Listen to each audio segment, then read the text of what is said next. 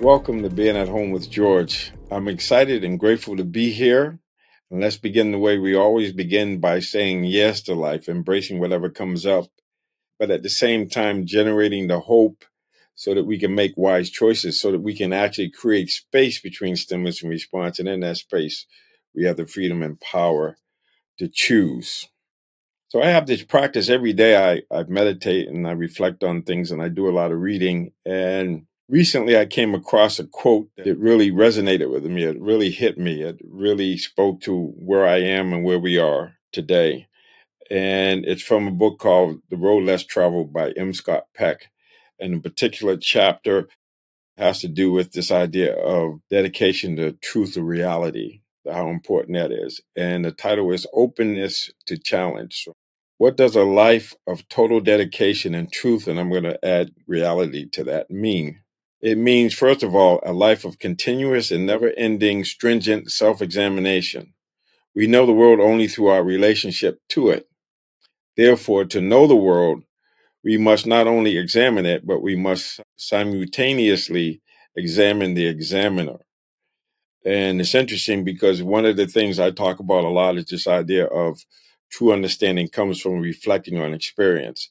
And so a big part of this is having this fearless reflection on our life and embracing it, saying yes to it, no matter how inconvenient or painful it might be. And so what is so powerful about this, when it talks about this commitment to reality, I'm coming up on 41 years of sobriety. And one of the things that I had to do, and that is I had embraced the fact that my life was unmanageable and it was very painful and my life was very chaotic and there was a lot of uncertainty, similar to what's happening to us right now. And so I had to do this searching and fearless moral inventory of how I was behaving and what was running my life. And so it meant, like it talks here, a life of continuous and never ending stringent self examination. I call it continuous inquiry and being brutally honest with myself and asking myself reflective questions. Who am I and where am I going? But on top of that, it's like, what's my relationship to my life? And so to me, one of the things that helped me to get to the place where I can create space between stimulus and response, I was engaged in a stress management program because when I got clean, I had chronic pain and my life was chaotic. And so I had to examine the examiner and actually get into myself. And I came up with this process. I was working with this program and we call it the 3 C's. And the 3 C's are commitment to my growth. I may not be able to control what happened to me, but I can control my reaction or response to it. And the other thing was to see things, especially crisis and chaos and uncertainty, as a challenge. And so this thing opened a challenge. You can see how that would resonate with me because I know from my experience working with elite performers and people who live life more fully and creatively, they say yes to life, they embrace it, and they see it as a challenge. They see it not as a roadblock, but as a stepping stone. And that's very vital how we see things so that we have this resilience.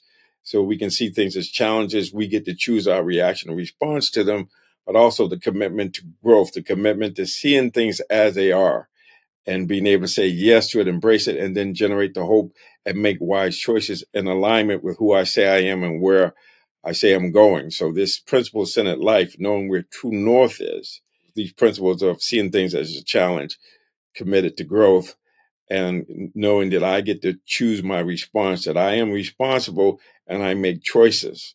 And so to me, saying yes to life and seeing things as they are, but also seeing how I am seeing, how I am being, understanding that I have this ability to be self aware and I can self regulate, which means I get to regulate how I think, feel, and behave, how I even interpret things, which gives me the opportunity to see a roadblock as a stepping stone to actually be open to challenge, but understanding how challenging it is because it's a continuous process.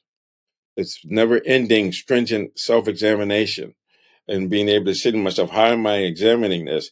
And Einstein saying significant problems we face today cannot be solved at the same level of thinking we were at when we first created them. So that means that part of this process of self examination is continuing to raise our level of consciousness or thinking in new and fresh ways, so that we're not thinking with the same level of consciousness we were at when we first created these problems or encountered them.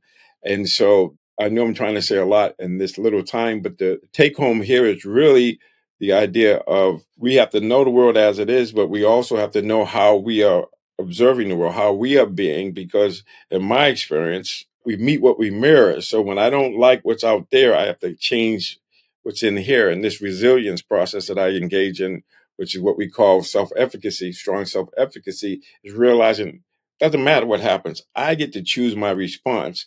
And in that space, I have the freedom and power to choose. And I choose to live a principle-centered life. I choose to say this is true north, and my job is to stay in alignment, because that tells me where I am. And no matter how much I lose my way, I can always get back home.